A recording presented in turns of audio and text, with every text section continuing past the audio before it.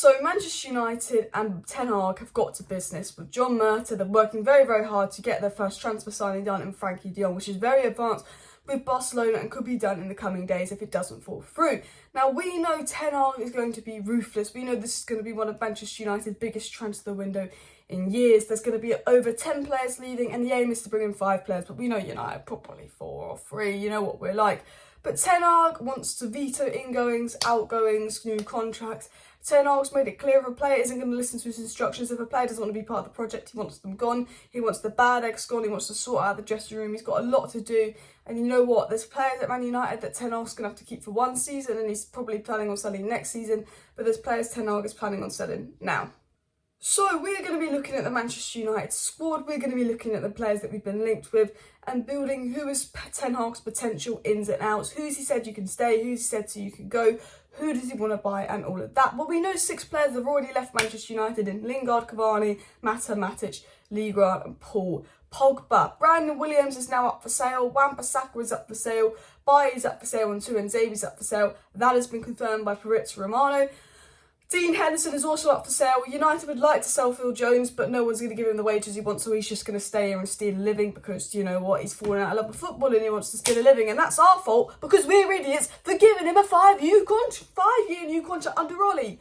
Woodward Judge, why'd you do that? Woodward and Judge thought if they gave Phil Jones a 5-year contract with stupid wages, it'd be easy to sell him. No, it's not. You've just wasted our money. We've also got Andres Pereira, who's reportedly going to stay, but I wouldn't be surprised if he left. He's only got a year left on his contract. But if you look at the dire situation of our midfield, you can see why Andres Pereira might stay. He's a player that is a bit more technically gifted, you know. I'm not saying that he should start for United or be anywhere near the lineup, and I didn't want to see him play again.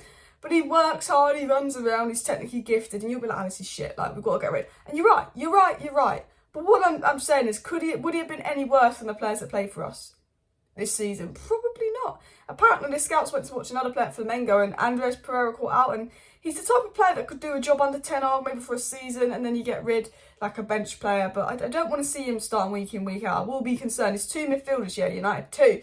Well, Ten Hag's number 1 priority is midfield, and obviously we're working on Frenkie De Jong. That is the number 1 priority. And what I am going to say before I get properly into the video is make sure you subscribe, because if there's any big updates on Frenkie De Jong, I will let you know. If you want to stay up to date on all the latest on Frenkie De Jong, Nunes, Timber, all the latest transfer news, please do subscribe. I do live shows in the evening, transfer updates, videos like this, and more. And Frenkie De Jong is very advanced. Barcelona waiting for a bid. Bish, bash, bosh. It could be done soon, so keep an eye on that. So subscribe for transfer news. But obviously the number 1 priority is Frenkie De Jong. But Laurie Whitwell, very reliable journalist, also said that United are looking to sign 2 midfielders. Spoke about Kante, Enzo Fernandez, a couple of midfielders that we're looking at. We'd ideally like 2 midfielders. We can't get Rice, we can't get Phillips, we can't get Tchouameni, we can't get Kamara. There's Neves that's available. There's Enzo Fernandez. That's that Ajax midfielder. I forgot his name that we were linked to that plays CDM. There's a couple others we've been linked to. I mean, I'd be looking at Lema and Sangare. I think they would complement Frenkie De Jong better. But Erik Ten Hag did say that Frenkie De Jong's not a CDM. He you know, his best position isn't CDM. Bish, bash, bosh. Erik Ten Hag knows his stuff. Surprise, surprise. But Erik Ten Hag has made it clear that his priority is midfield and he wants 2 midfielders. Just spending 6 to 8 million on Frenkie De Jong does not solve the midfield, because he needs someone to play with. If you stick Frenkie De Jong next to McTominay, he's not going to play as well if he was playing next to Prime Busquets. Like, let's be honest. You need to stick Frenkie De Jong next to a CDM and you need to build a team. It's not like let's buy 1 big midfielder, 1 big attacker and 1 big defender and that's going to solve the defensive midfield and attack. United have got to build a team, and that's what Ten Hag wants to do. He wants 2 midfielders. I want Frenkie De Jong, but I also want another player to complement Frenkie De Jong, because Ten Hag plays a 4-2-3-1. He wants a player that's going to complement Frenkie De Jong in a pivot. And hopefully United do buy 2 midfielders, hopefully a Lema or someone, or, you know, because, you know, you can't, Frenkie De Jong's not going to work with McTominay. None of them are CDMs. McTominay is only good when he's in the opposition's half, when he's actually shooting. He's got a good shot on him. You know, Fred, you know, we saw under Rangnick when Fred played a more advanced role, Fred was quite good under Ralph Rangnick. He was.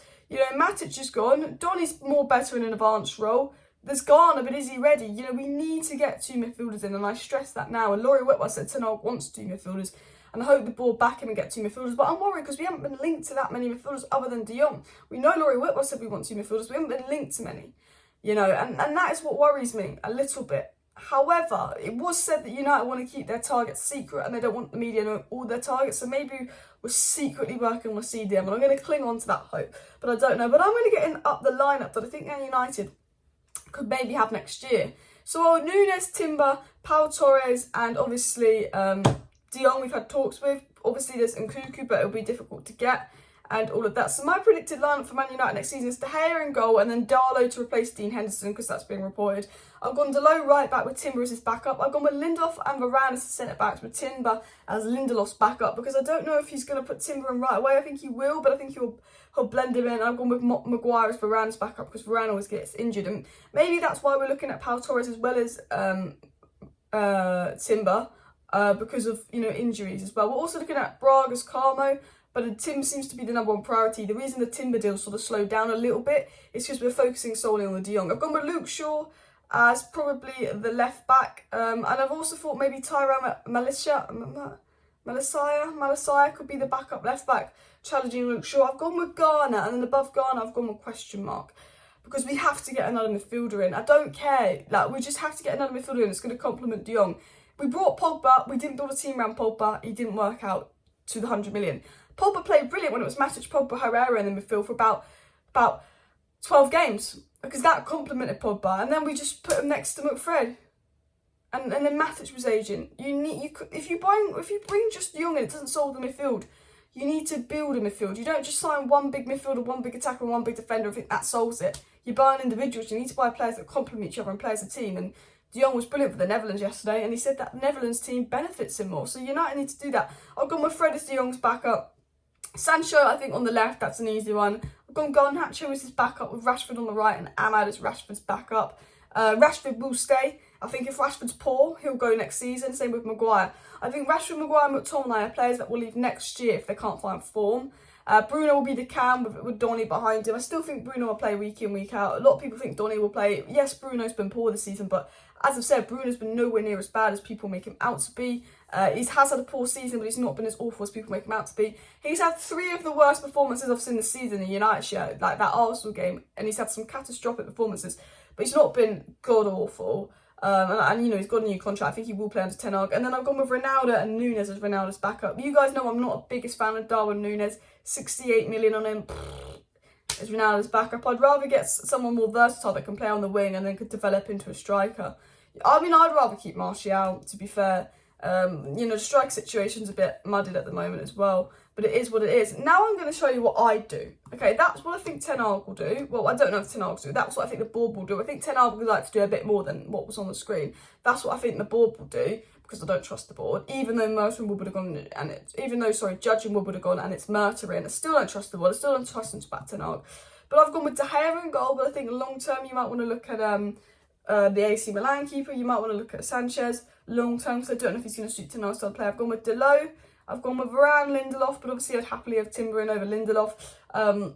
I've gone with Shaw and Malacia as his backup. I've gone with De Jong and Sangare midfield pivot, with Fred and Garner as potential backups. I've gone with Ahmad on the right with Palestra and Garnacho as potential backups. Sancho on the left with Rashford as potential backup. Bruno, the Don, as potential backup.